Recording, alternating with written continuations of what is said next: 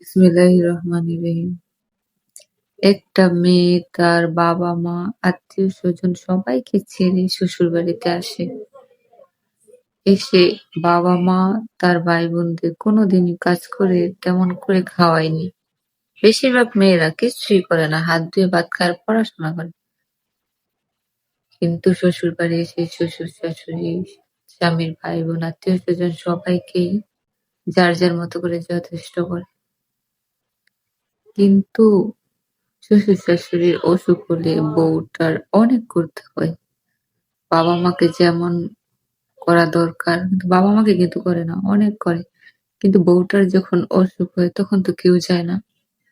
এটা কোনো অপরাধী নেই পৃথিবীর মধ্যে দেখছি বাংলাদেশে বা পৃথিবীর মধ্যে। কিন্তু বউ যদি একটু না যায় তাহলে কেন বউর অপরাধ?